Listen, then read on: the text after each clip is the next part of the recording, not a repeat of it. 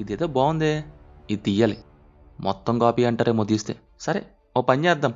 మన బాలీవుడ్కి అలవాటైపోయిన ఇండో పాక్ పేట్రియాటిజం టెంప్లెట్తో టాప్ గన్ వేసి తీద్దాం. ఆ, మరి ఇండో పాక్కి ఏం యూజ్ చేద్దాం? రాయాలంటే కుదరదే. సరే, ఊరి ఫిక్స్ చేద్దాం. ఇండో పాక్ యాక్షన్ ఫిలిమ్స్ ఒకప్పుడు అప్పుడప్పుడు వచ్చేవి. ఆ టైమే బాగుండేది గైస్. ఉరి వరకు కూడా ఇలాగే ఉంది. బట్ ఆఫ్టర్ ఉరి సెన్సేషన్ ఇది మరీ ఎక్కువైపోయింది.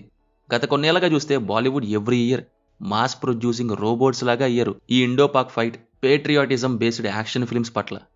సిడ్ ఆల్రెడీ మొన్న రాడ్ మూవీ పఠాన్తో ఐఎస్ఐ థింగ్తో ఫ్రెండ్షిప్ చేశారు. అలాగే మొన్న టైగర్ 3తో సల్మాన్ బాయ్ ఏమో నేను పాకిస్తానే అనేలా ఒక దాంతో వచ్చారు. ఇప్పుడు Sid again Indo Pak war thing. Bore కొట్టేస్తుంది గైస్ నాకు ఈ టెంప్లెట్స్ ఈ మధ్య. పోనీ ఏమన్నా వేరేగా ఉంటాయా అంటే అది లేదు. రొటీన్ అరిగిన టెంప్లెట్ని వేసేస్తున్నారు. ఇండో పాక్ ఫైట్ని పెట్టేయటం పేట్రియాటిజం పేరుతో క్యాష్ చేసుకోవాలి అని ఈ బాలీవుడ్ వాళ్ళు.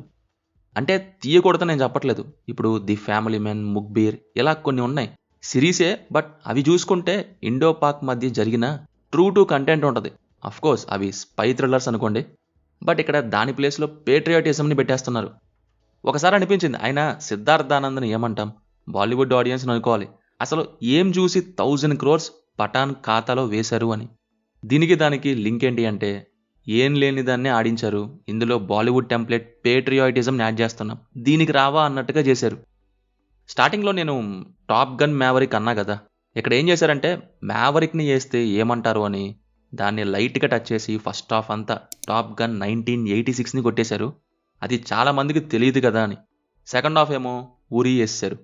నా మూవీ ఎక్స్పీరియన్స్ ఏమో ఎన్నిసార్లు బాబు ఎన్నిసార్లు చూడమంటారు అని. పైగా లెంతీ డ్రామా ఒకటే బిల్డప్ చేయాలని చాలా ట్రై చేశారు. But it's boredom.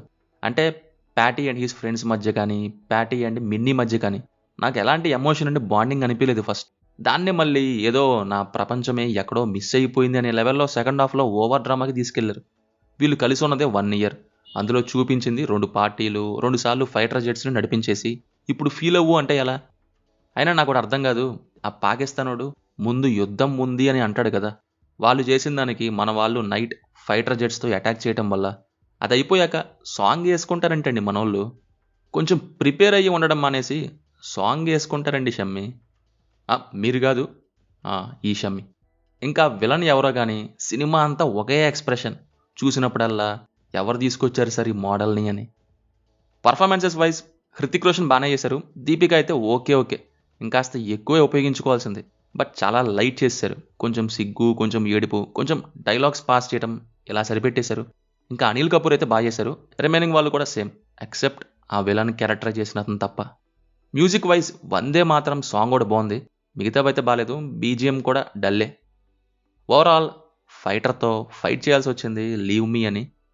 మొన్నేమో స్పై ఫ్రాంచైజ్ని చంపేశారు. ఇప్పుడు ఈ ఏరియల్ యాక్షన్ ఫ్రాంచైజ్ని స్టార్ట్ చేశారు. ఇంకా మీ వంతు గైస్. సో ఇది మరి సినిమా చూసుంటే మీ ఒపీనియన్ కింద కామెంట్స్లో మాతో షేర్ చేసుకోండి.